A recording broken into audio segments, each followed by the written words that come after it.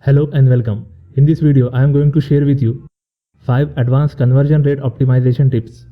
You have done everything you have been told to do to increase traffic to your website and it's working. The only problem is nothing else seems to be happening. No conversions, no sales, no business growth. What's going wrong? When people come to one of your pages, you want them to do something. This could be provide an email address to subscribe to a newsletter, leave contact information for a salesperson, download a white paper, make a purchase, etc. When a visitor takes the desired action on the web page, that is called a conversion. Unfortunately, getting more traffic does not always means getting more conversions. This is why it may be a good idea to look into conversion rate optimization or CRO. Conversion rate optimization is the process of optimizing your landing pages to get the highest number of conversions possible.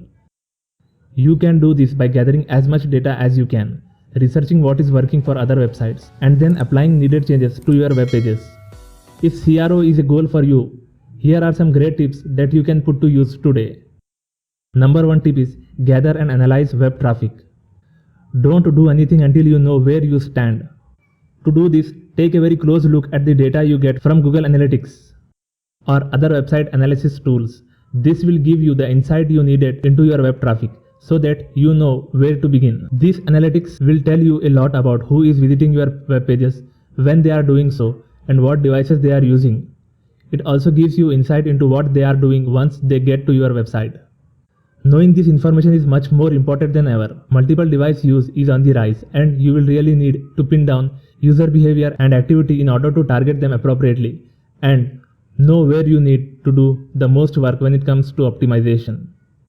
Once you have your data in place, you can improve your pages that gets lot of conversions, pages that are failing to convert like they should, and pages that are somewhere in the middle. Then subdivide each of 3 categories into pages that draw more mobile traffic and pages that draw more desktop traffic. Once this is done, you can begin pulling ideas from the high performance pages that have heavy mobile traffic and using those on the low performing pages with heavy mobile traffic. If you don't have enough landing pages to compare, knowing whether or not you have more mobile users visiting a page will give you a starting point for your conversion efforts. You can also use analytic data to find pages where people are bouncing out. If someone visits your website and then click into another page but then quickly bounces it is time to do some investigation. Chances are something about the page is making people drop out. The second tip is don't ignore the small conversions. If you are only focusing on the bigger conversions in your conversion optimization strategy, you may be guilty of a bit of myopia. Yes, the big conversions, example making a purchase or signing up for a subscription, are important. They are after all what impacts your bottom line. However, if you focus only on this and ignore the smaller conversions, you may ultimately be cheating yourself out of the big conversions. Here are few examples of smaller conversions that you should also make the focus of your CRO strategy.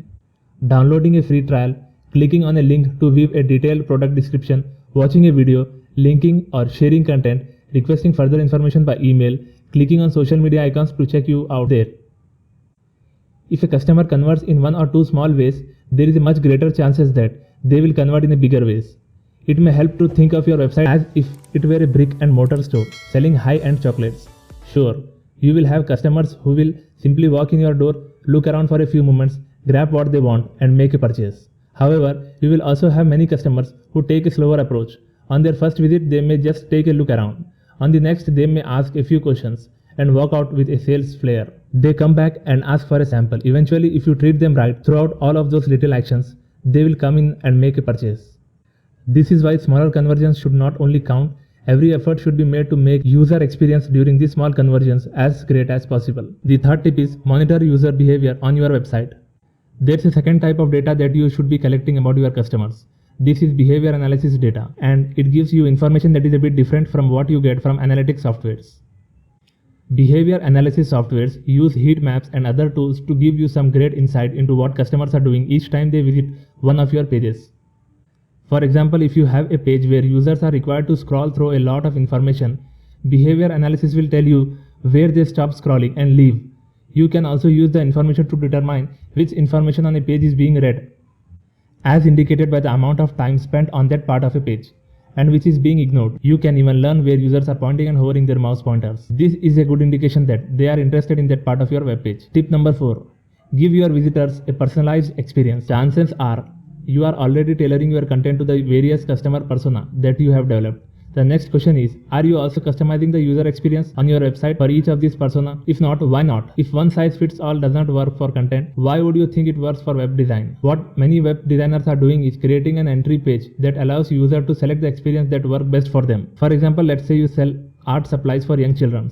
Your website visitors might include parents, preschool and elementary school students, and children themselves. Are you serving any of them well if you give all of them identical user experience? Why not ask visitors who they are or what they want?